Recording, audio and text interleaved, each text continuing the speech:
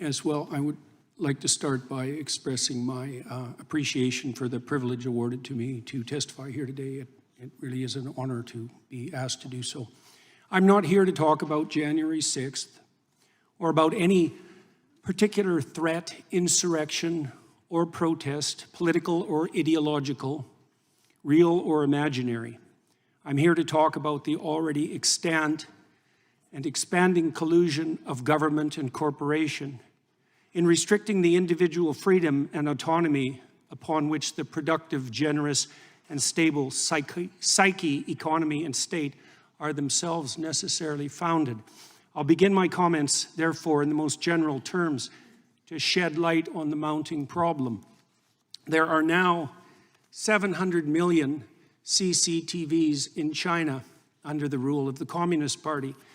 The system to which those electronic eyes are attached is the most complete state apparatus of surveillance yet imagined, with the ability not only to recognize faces at a distance, but gait itself when facial features are hidden or obscured. Such capability can and will soon be augmented to the point where the movement of eyes themselves, monitored by high-resolution and intelligent cameras, will soon be sufficient to identify any aware and active party. The demented, naive, and prideful engineers who so enthusiastically helped build this system call it Skynet, after the rogue and all-seeing technology that took such a dreadfully wrong turn in the famous science fiction movie Terminator series, featuring artificially intelligent robot intelligences hell-bent on protecting themselves by destroying humanity. The name also references a well-known Chinese phrase describing the reach of the divine itself. The net of heaven is vast, yet it misses nothing, which aptly describes the capabilities of the new state apparatus. The system is integrated with the so-called Chinese social credit system, which awards its involuntary participants with a score indicating their compliance with the dictates of the Chinese Communist Party, allowing for full control over access to everything they possess electronically. Most ominously, their savings and their access to travel, certainly all modern means of travel, but increasingly as the electronic gates come up, even by walking. If you're Chinese or a visitor, your access to the world can be reduced to zero if your social credit score falls beyond an arbitrary minimum. This allows you purposefully to be shut out of all activities that can be virtualized. And in a rapidly virtualizing world, this increasingly means all activities: driving, shopping, working, eating, finding shelter, even fraternizing with friends and family, as merely being in the presence of someone with a low social credit score means that your own score can be lowered. This has also opened up the opportunity for the government to extract slave-like labor from its citizens, so burdened, as the donation of free work to the state still constitute one means by which erring Chinese men and women can increase their score and remain part of human society. This is precisely the payment system most desired by the most tyrannical, not the work for me and benefit thereby that constitutes the contractual arrangement undertaken by free and sovereign citizens, but the work for me and I will lift the deprivation I imposed that has always been the leitmotif of the slaver. Why is any of this relevant to people in the West? Well, because the technology that the Chinese Communist Party employs is an extension of Western technology. Because we already fell prey to the terrible temptation of lockdown employed by that state in the face of hypothetical crisis once and in the very recent past, because we're walking step by step in the same direction, partly because of the hypothetical convenience of universal and automatic recognition of identity, and partly because any problem whatsoever that now confronts us can easily be used to justify the increasing reach of the security and nanny state. It is said that Stone Age people, first confronted with cameras and their resultant photographs by modern anthropologists, objected to having their images captured as they feared the captivity of their souls. It turns out that such fear was prescient. The images that we leave behind while navigating virtual space are such close duplicates of our actual selves that the capture of our essence is at this point all but guaranteed. We all now have our doppelgangers. We all live so much in the virtual world in consequence of our purchasing habits and modes of electronically mediated communication that our very selves have become reducible to a frightening degree to data, the modern equivalent of our footprint, with the same data making up an image of our identity, an identity which can be and is increasingly bought and sold by the invisible corporate brokers that still mostly use it to sell us what we so desperately and carelessly and conveniently want, but can also be used to track, monitor, and punish everything we do and say. Behavioral scientists facilitate this process with their reprehensible nudging, the practice of pushing people in a given ideologically determined direction by manipulating invisible incentives behind the scene. Corporations track purchasing decisions, developing algorithms that with increasing accuracy track our patterns of attention and action, allowing for the prediction of what might next be most enticing, doing so not only to offer us what we want, but to determine and shape what we need. Governments can and are colluding with these corporate agents to develop a picture not only of our actions, but of our thoughts and words, so that deviation from the desired end can be mapped, rewarded, and punished. The development of a digital identity and currency is nothing more than the likely end consequence of such inclinations, and the combination of both can and will facilitate the development of a surveillance state, the scope of which optimistic pessimists of totalitarianism such as George Orwell could scarcely imagine. The new AI systems, which are so rapidly emerging, do nothing but increase this danger, providing for the possibility of a super surveillance whose scope exceeds anything that mere unaugmented humans could imagine, while also making it certain that even the perceptions that in the real world shape our attitudes, conduct, and personality can be manipulated to the degree that we will not even be able to see a reality outside which that has been constructed by the superstate. The ultimate fascist collusion between gigantic self-interested corporations and paranoid security-obsessed anti-human governments. We're already selling our souls to the superstate for the purposes of immediate gratification, while being enticed to do so by Mr. Chairman, could the witness be asked to summarize, please? Do I have my 5 minutes or do I not? Yeah. You've gone over 5 Oh, minutes. I'm sorry. I can certainly. If the witness could summarize, we're always a little lenient with the time. If you could summarize. I'll take 10 more seconds. Sure.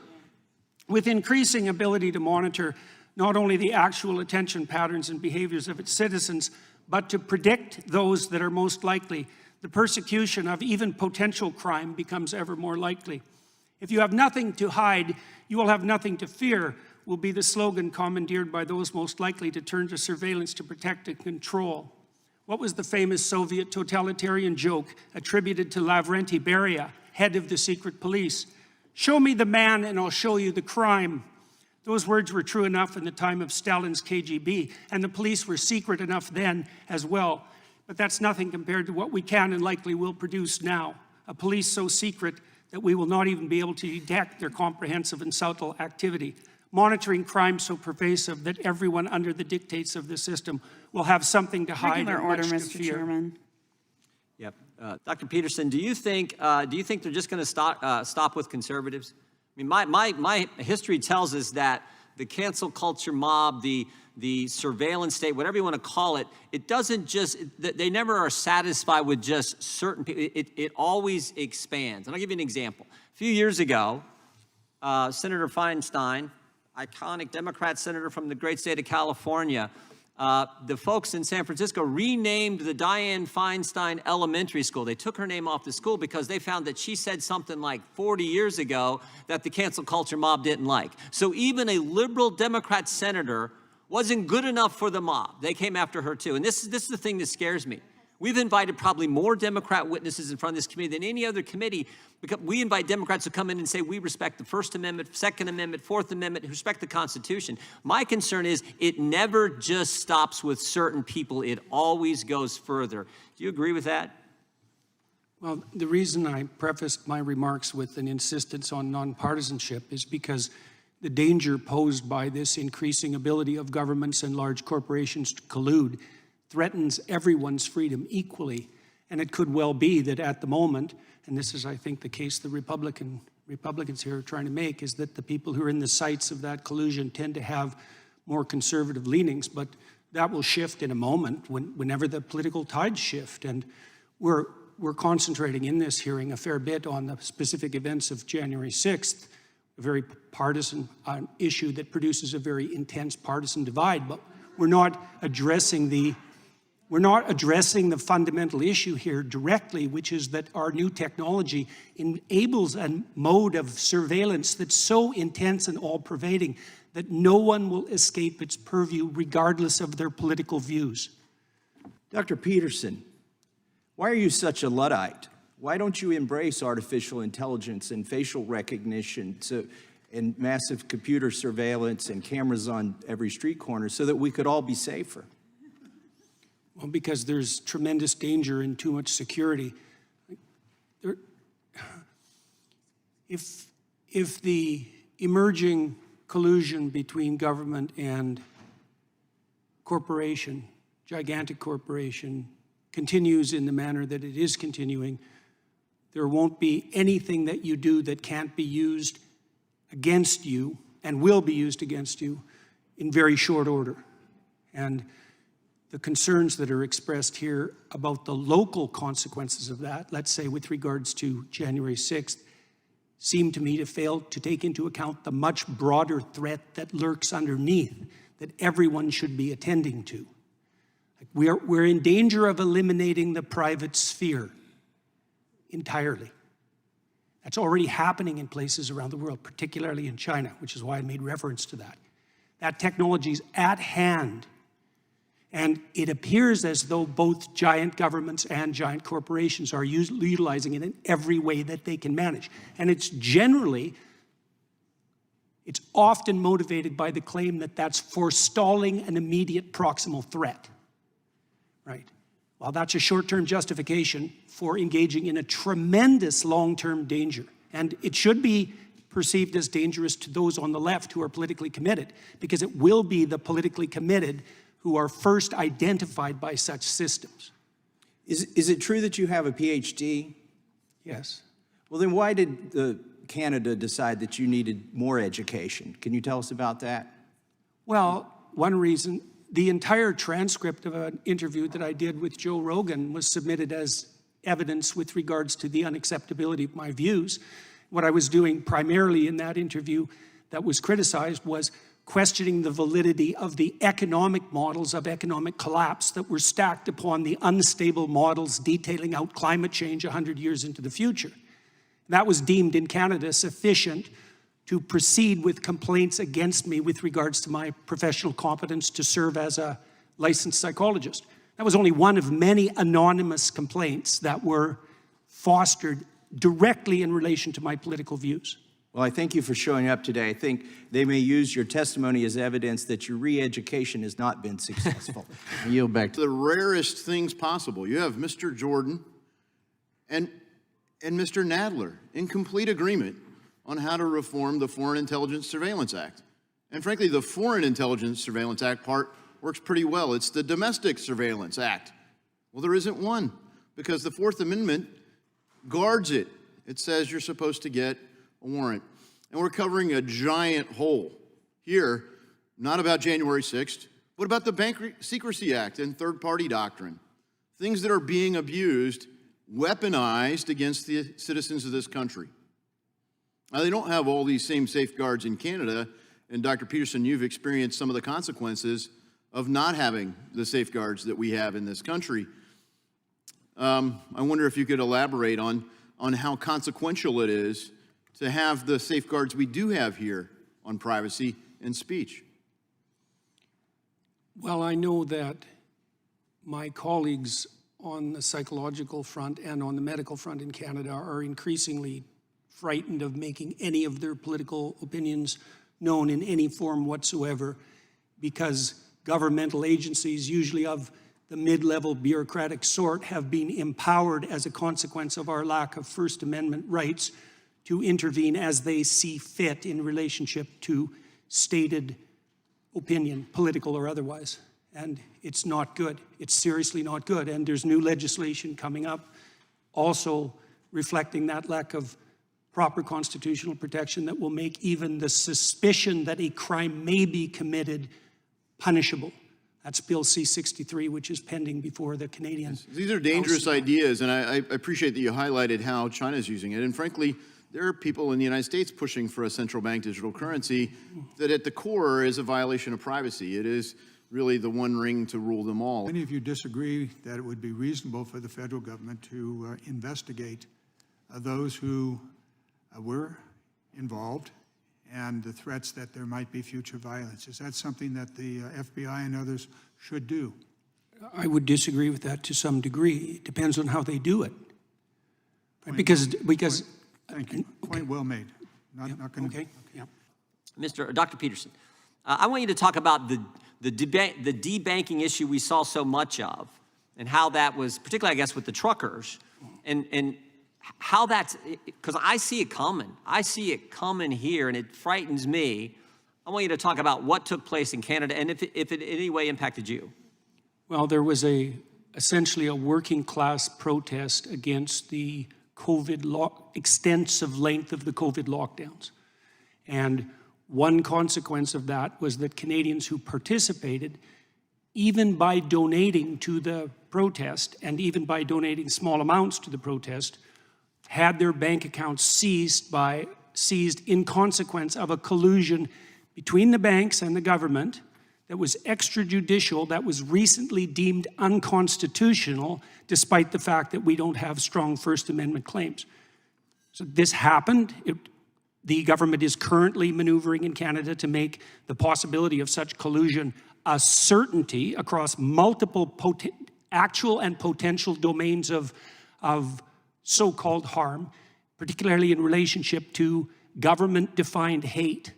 Yes, this is absolutely coming, and it's facilitated by the kinds of advancements in technology that we talked about today. Yeah, we know it's coming because we've seen what do they call it? The liaison information report from the FBI to the bank saying possibly include firearm legislation, the easing of immigration status, new limits on public land, and discontent with renewed measures to mitigate the spread of COVID-19. So the very issue that these truckers were debanked in Canada is the very thing the government is saying to banks, we need to look at this as well. That single issue. That is, again, what frightens me so much. And frankly, when you're getting this information, if you're going to get it. Let me ask you, the panel, this. Do you think that under the current BSA or other laws that it would be wise, given where we are from a technological standpoint, do you think it would be wise to revisit the BSA or the other laws to provide that protection for Americans' privacy, sir? Well, there were some concerns expressed earlier about what might happen in the aftermath, let's say, of Donald Trump's election with regards to political belief, and anything that facilitates the collusion between government and giant corporation and enables that kind of information gathering will absolutely be used in that way. That's why I made comments earlier regarding this as a bipartisan issue. Once this capability exists, and it's being magnified now, it will be used in all directions. So the people at risk will be politically active, vocal Americans. The silent ones will remain relatively safe, but anyone who speaks. I think that we are on a very dangerous path, and I want to give you my time to really lay out in the most succinct way possible the dangerous nexus of big tech, big government, and financial institutions that seek to weaponize that information against Americans. And I know you are more than capable of doing that in 2 minutes and 30 seconds. I don't think people understand the degree to which they are profiled online and to which their virtual representation is now an iconic representation of them, nor do they understand that they have no rights whatsoever to that representation. So for example, let's say we turn our information about our purchasing habits over to the bank when we open a bank account. 30 years ago, that wasn't such a big problem. With AI systems, it's a problem that's so big you can't imagine it. I mean, I'm certain that my staff could find the data online to absolutely predict your voting patterns. with 95% accuracy. You have no idea what sort of digital footprint that you're leaving behind you, and there are almost no protections for that. And so now, and you also asked about the First Amendment. Yes. Well, we have very weak free speech protections in Canada, and I can tell you that is not going well. And so the combination in my country, the combination of that and the invasive technology that we're producing at a rate that beggars the imagination, produces a threat to the integrity of sovereign citizenship, the likes of which has not yet been experienced. Right? And that's what this committee should be concentrating on. Like, it's very interesting to watch it because it devolves continually into discussion of a particular event, serious though that event was. It's like, no matter how serious that event was, it pales in comparison to the potential severity of the issue that we're attempting to point to with regards to our testimony. These artificially intelligent systems can do things you can't imagine. And not only can they are and they will. And that will be abetted by the collusion between large corporations and government. And it's certainly the case that the people who stand on the left, especially with regards to their, what would you say, skepticism of large corporations, which is often perfectly warranted, should be utterly terrified about this. Man, you did that in less time than I thought. Well, I had to get it right once today. No, I appreciate that.